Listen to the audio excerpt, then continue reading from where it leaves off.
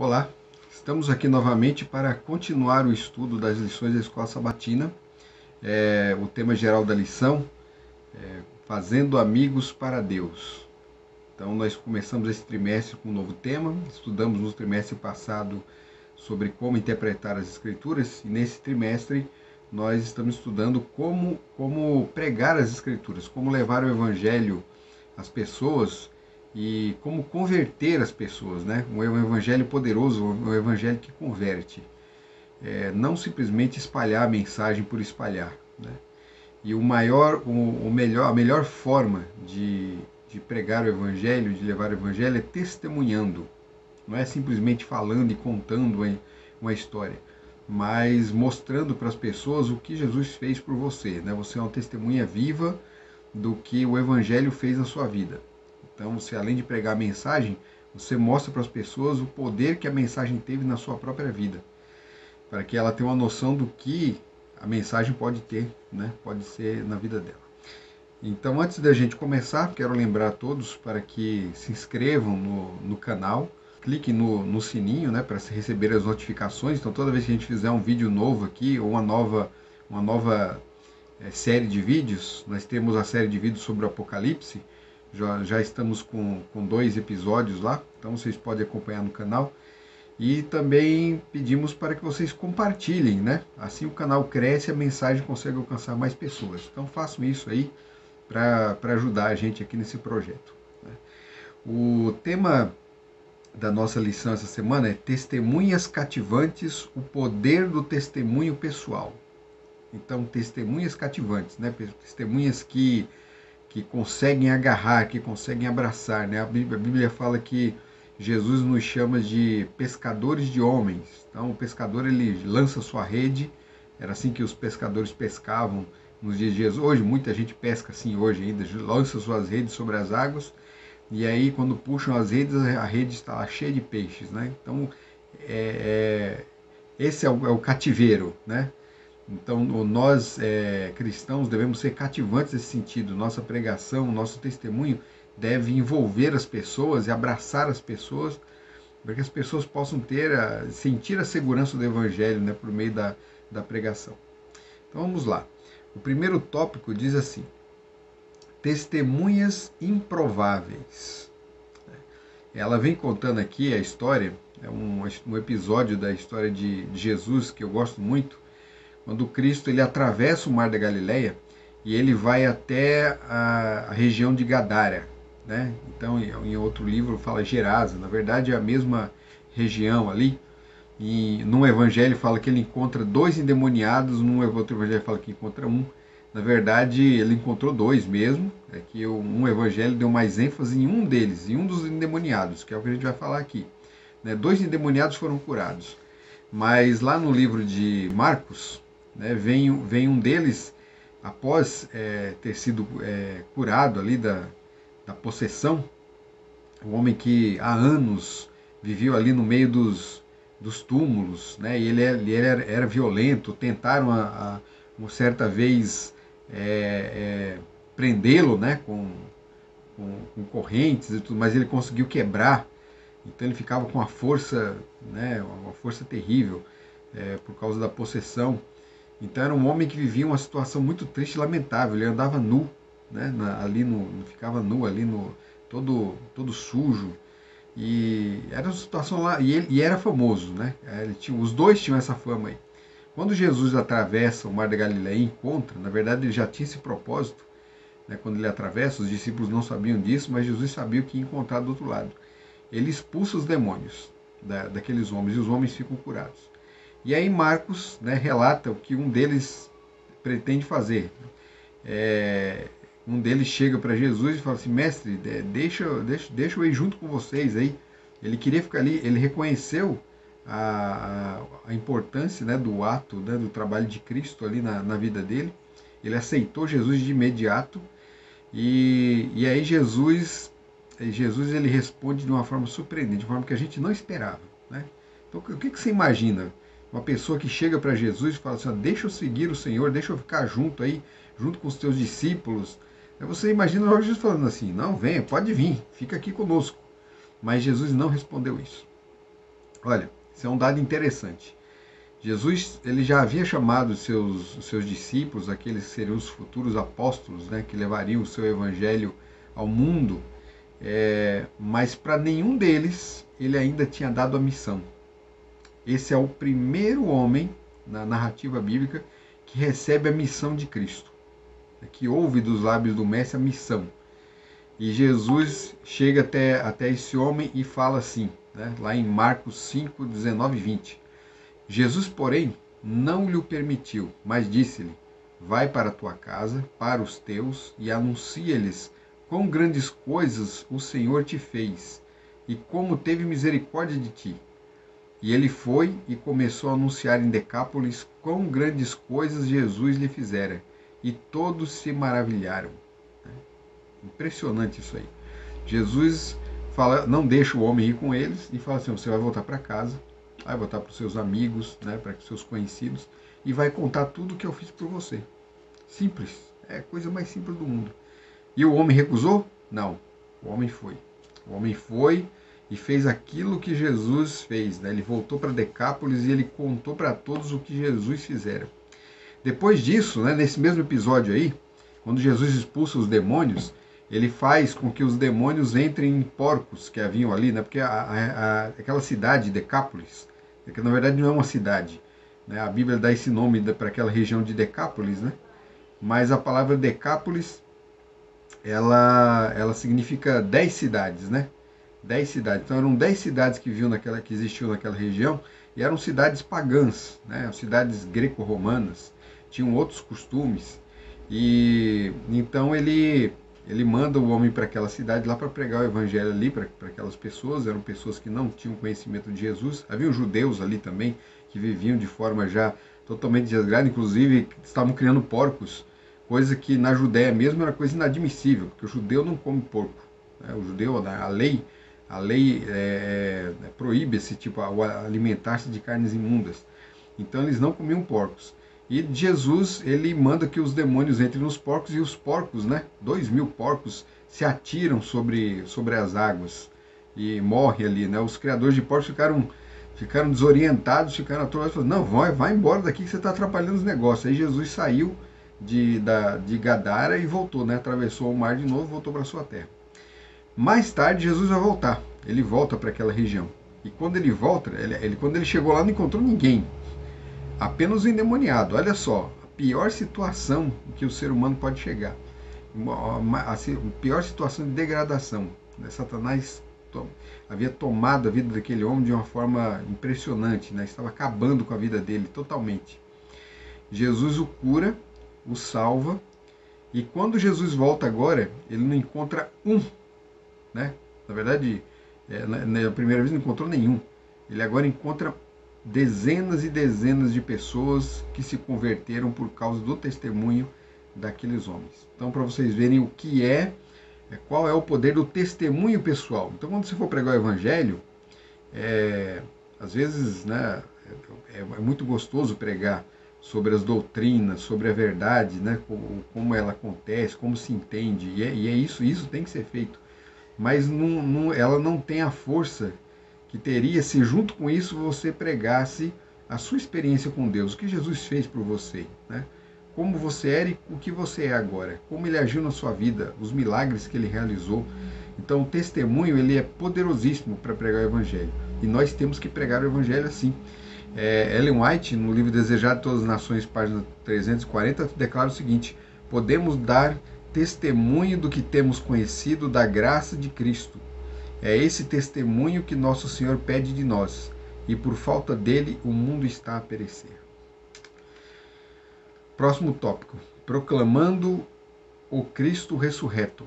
Depois que Jesus morreu, Jesus morre no 6º dia da semana, né? As mulheres estavam ali embalsamando, né? Fazendo o início dos preparos para embalsamar, mas como era o início do sábado, elas pararam o trabalho, né? Jesus foi colocado na sepultura, foi fechado lá, foi rolada a pedra e deixada a pedra ali, tampando o túmulo, foi colocado um selo até, e soldados para proteger o túmulo. E aquelas mulheres voltaram para casa, elas pararam o trabalho porque iam começar o sábado, e elas elas guardariam o sábado, né? Lucas declara assim, guardaram o sábado conforme o mandamento. Isso aqui é um detalhe até interessante, né? Porque muitos pensam que Jesus ensinou que não se deveria guardar o sábado, mas aquelas mulheres ali, ó, mesmo após a morte de Jesus, guardavam o sábado, ou seja, mulheres que eram discípulos, que aprenderam de Jesus e continuaram guardando, porque Jesus, na verdade, nunca ensinou que não deveria ser guardado. Ele nunca fez isso aí. E essas mulheres continuaram guardando. E Jesus ali permaneceu no túmulo todo dia daquele sábado, né? De um pôr do sol ao outro pôr do sol. Jesus permaneceu no túmulo, morto. Quando chegou a manhã do primeiro dia, as mulheres voltaram lá para terminar o trabalho de embalsamento. Só que elas estavam preocupadas, né? Quem que ia remover a pedra? Só quando chegaram diante do túmulo, se assustaram, porque a pedra já havia sido removida, não tinha ninguém guardando, né? Os soldados não estavam lá, e havia apenas um homem sentado lá sobre... Haviam dois homens sentados lá no local onde Jesus havia sido sepultado, e eles falaram assim, olha, ele não está mais aqui, ele ressuscitou, ele está vivo, né? Vede o lugar aqui onde Jesus jazia, estava vazio, não tinha mais ninguém, e as mulheres saíram dali assustadas, né?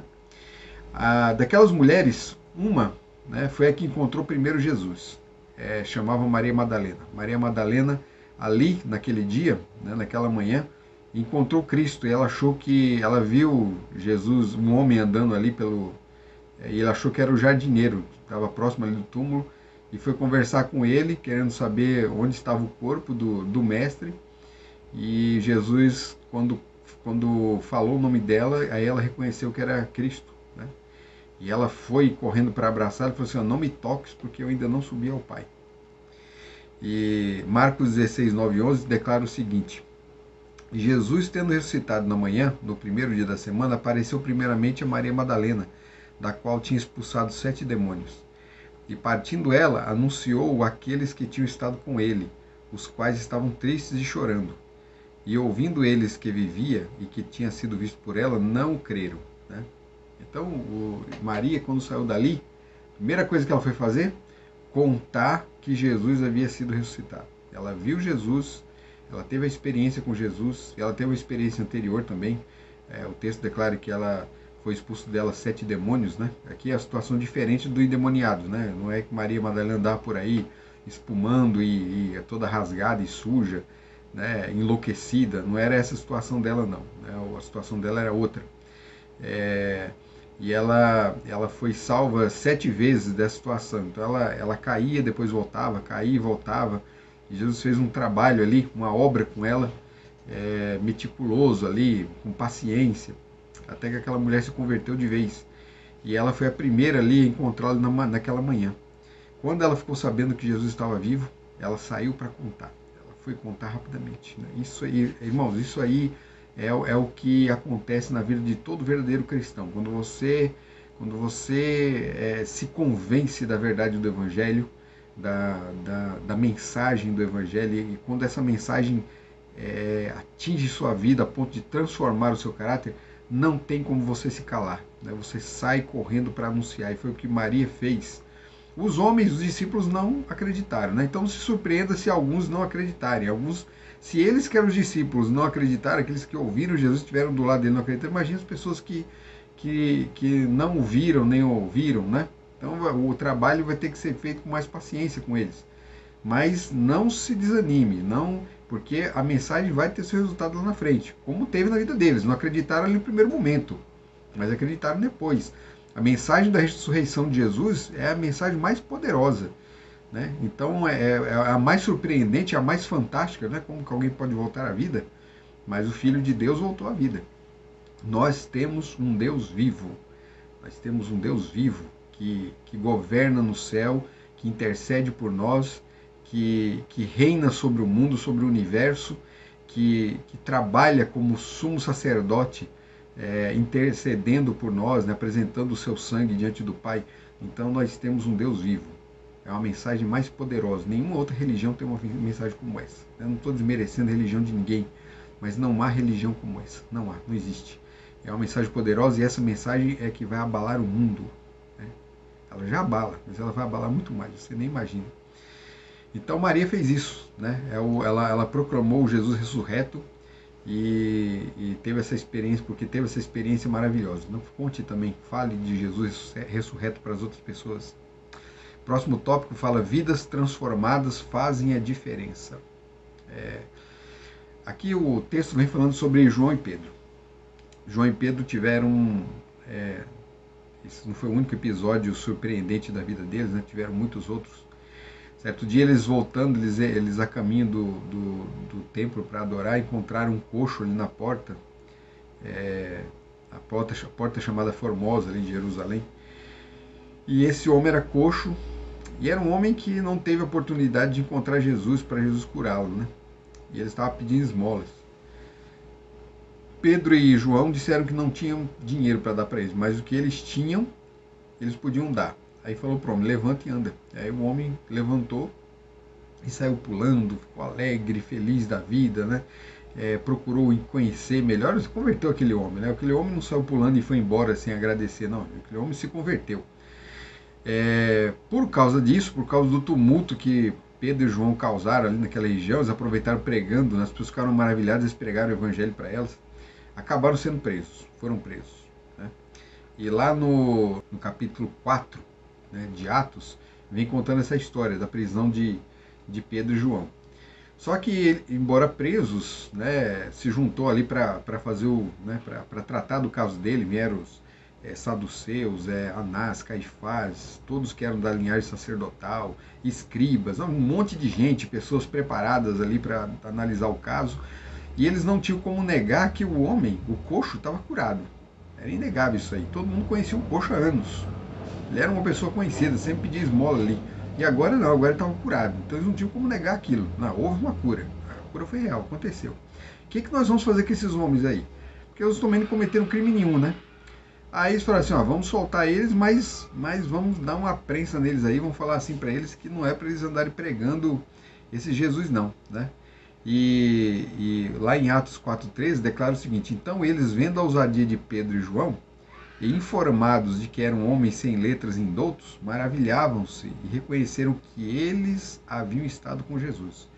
A atitude daqueles homens, não só o milagre, mas suas palavras, sua atitude, sua vida, revelavam que eles haviam estado com Jesus.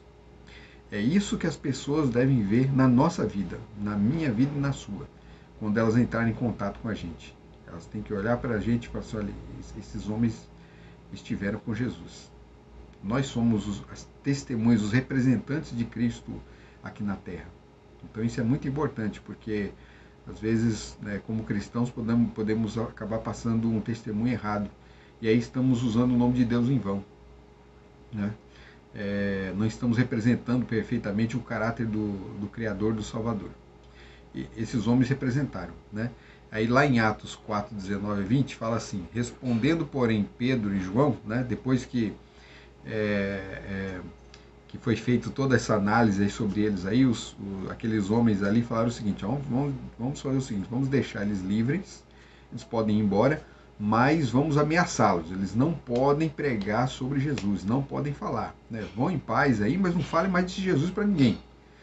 E aí eles responderam, né? Respondendo, porém, Pedro e João lhes disseram: julgai vós se é justo diante de Deus ouvir-vos antes a vós do que a Deus, porque não podemos deixar de falar do que temos visto e ouvido. Irmão, é impossível, né, mesmo sob ameaça, mesmo sob o perigo de perder a própria vida, é impossível que o cristão deixe de anunciar o Evangelho. É impossível. E foi o que esses homens fizeram. Desses dois aqui, Pedro perdeu a vida, né? Pedro perdeu a vida. A tradição nos conta, né, que Pedro ele foi crucificado. E ele, vendo que ele não tinha essa honra de morrer como Jesus morreu, ele pediu para que fosse crucificado de cabeça para baixo. Então colocaram ele ali na cruz e ele foi colocado de cabeça para baixo. João, ele morreu de velhice mesmo, né? De todos os homens, dos discípulos que ele chamou, todos tiveram uma morte de mártir, né? Com exceção de Judas também, que se matou, né? Na verdade ele abandonou o evangelho e se perdeu. Mas os outros, eles morreram como mártires e João foi o único que morreu de velhice, né? Velhinho já. Tentaram matar ele, mandaram para Patmos para prendê-lo, não adiantou nada, depois ele saiu de lá, jogaram ele num caldeirão de óleo fervente lá, mas não conseguiram matar. Então Jesus o preservou até o fim e ele é o único que não morreu no martírio. Então é a história desses dois homens aqui, homens que viram Jesus e que deram testemunho, testemunharam com a própria vida do amor de Cristo que Jesus fez por eles, né? O próximo tópico vem falando assim, compartilhando nossa experiência. Aí agora aqui o caso é de Paulo, o apóstolo Paulo. Paulo já no final do livro de Atos, né, ele teve problemas em Jerusalém, ele ia ser preso, então ele apelou a César, porque ele era um cidadão romano também, ele, além de ser judeu, ele era um cidadão romano. Então Paulo ele tinha várias cartas na manga e ele era um homem surpreendente, né? Só que ele se precipitou um pouquinho nessa questão de apelar para César. Ele acabou sendo levado perante o rei Agripa. O rei Agripa foi o último rei ali que descendia da classe de reis que vinham da linhagem dos Macabeus e dos Herodianos. Foi o último rei dessa linhagem aí. E era um rei muito orgulhoso, né? Ele, embora se declarasse judeu, ele era muito mais romano do que judeu. Ele vivia muito mais de acordo com os costumes romanos do que dos costumes judaicos. Então Paulo foi levado diante dele, né? Porque ele que decidia, né? Independente se ele era um bom rei ou não, era para ele que tinha que ser levado. E Paulo diante deles se comportou e agiu prudentemente, com todo o respeito diante do rei. Ele sabia que o rei era uma pessoa devassa, né? Era uma pessoa que não respeitava, mas Paulo declara assim, olha, o senhor é versado nos costumes dos judeus, né? Ele declarou ali, ele anunciou ali a sabedoria do rei, o conhecimento que o rei tinha, as responsabilidades que o rei tinha, de forma respeitosa tratou o rei, e diante do rei, Paulo contou a sua experiência, contou como ele era, o que ele fazia com os cristãos antes. Ele perseguiu os cristãos até o dia que no caminho para Damasco, Jesus apareceu e ele caiu no chão junto com seus homens, né? Os homens não estavam entendendo o que estava acontecendo ali, mas Jesus conversou com Paulo, que na época era chamado de Saulo. E a voz, né? A voz de Jesus pergunta para ele, Saulo, por que tu me persegues? E Saulo ficou confuso, assim, como assim? Né?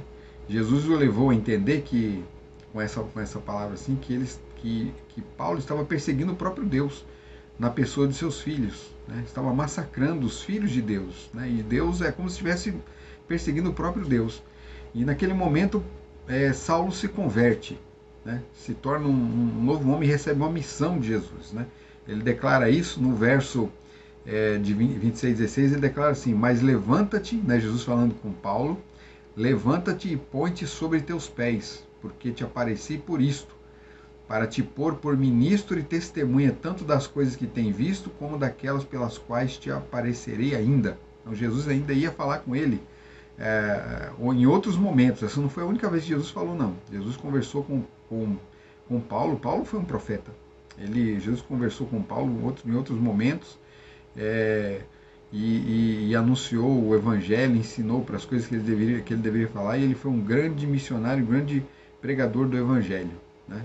Diante do rei Agripa, Paulo deu todo esse testemunho perante o rei. E no tópico seguinte, que diz assim, o poder de um testemunho pessoal, a história continua e vem falando do efeito que a mensagem teve sobre Agripa. Agripa, ele declara no final do sermão de Paulo, né, que Paulo interpela o rei e fala assim, o senhor acredita nos profetas, rei? Né? O senhor acredita? Paulo sabia que na verdade ele não acreditava. Foi uma provocação respeitosa. E Agripa responde, né, de uma forma bem curiosa. Ele fala assim, e então Agripa se dirigiu a Paulo e disse, por pouco me persuades a me fazer cristão. Era, de certa forma, uma frase de deboche, mas a vida de Paulo, a experiência de Paulo, o testemunho, realmente impressionou o rei. Impressionou sim, porque após ali aquela reunião, ele conversando ali com as outras lideranças, ele falou, não vejo mal nenhum nesse homem. Ele fez como o Pilatos, né? não vejo mal nenhum nesse homem aqui, não temos por que penalizá-lo de nada. Poderíamos até libertá-lo se ele não tivesse apelado para César. Né? Infelizmente, Paulo tinha apelado para César e agora ele tinha que ser levado perante César. Né? César é quem ia decidir o caso de Paulo. Então, o rei Agripa, ali naquele momento, poderia tê-lo libertado. Mas Paulo foi levado, então, não foi liberto ali naquele instante, foi levado perante César. E lá em Roma, né, lá, quando ele faria um outro trabalho lá. Né? O trabalho de Paulo não termina aqui. Mas o fato é que a mensagem impressionou o rei. Infelizmente, esse rei não se converteu. Mas nós não sabemos o efeito, porque ele não falou isso para uma pessoa só, havia outras pessoas ali. Os efeitos do evangelho, eles às vezes se realizam, né, se concretizam de uma forma que nós não esperamos. A experiência ali de Paulo com o rei pode não ter surtido efeito com o rei, mas pode ter surtido efeito com outros que estavam ali diante daquele evento, né, daquele juízo. Chegará o tempo em que nós também seremos levados perante as autoridades para dar testemunho da verdade. Né? Tempos difíceis virão. Eu não sei se viverei até lá, se nós viveremos aqui até aquele dia, mas eu acho que aquele dia está um pouco perto, viu? Não fiquem pensando que o negócio está tão distante assim, não. Os eventos aí mostram que as coisas estão bem próximas de se concluírem. E nesse momento, nesse dia, nós vamos testemunhar perante reis, perante as autoridades. Né? Aqui no caso, no Brasil, não temos reis, né? Mas seremos levados perante as autoridades e teremos que explicar por que somos cristãos e falar sobre a nossa vida. Será o momento que nós teremos a chance de falar sobre nossa vida, nosso testemunho. Daremos nosso testemunho diante das autoridades desse mundo. Né? Mas não só perante as autoridades, mas sobre todas as pessoas. Né? O texto para concluir é um texto aí que eu vou deixar para vocês meditarem, né? Para todos nós. Né? Eu também gosto muito desse texto, medito sobre esse texto, de Mateus 24:14. Ele diz assim: e será pregado este evangelho do reino por todo o mundo para testemunho a todas as nações, e então virá o fim. Então o evangelho, ele não é pregado apenas por palavras, apenas para ensinar teologia para as pessoas. Ele é pregado para testemunho, ou seja, para testemunhar. Os verdadeiros evangelistas, no fim, serão testemunhas da verdade. Né? A própria vida deles falarão. Né? Falarão mais alto do que suas palavras. E então virá o fim. Quando o mundo for iluminado com a glória dessas fiéis testemunhas, né? Cristo virá para buscar os seus. Que Deus abençoe a todos, tenham um ótimo estudo, continue aí firmes, né, perseverantes aí estudando a palavra de Deus, a lição da Escola Sabatina, e se preparando para testemunhar daquele que é o nosso Salvador, né, aquele que mudou a nossa vida. Que Deus abençoe a todos, até o próximo vídeo.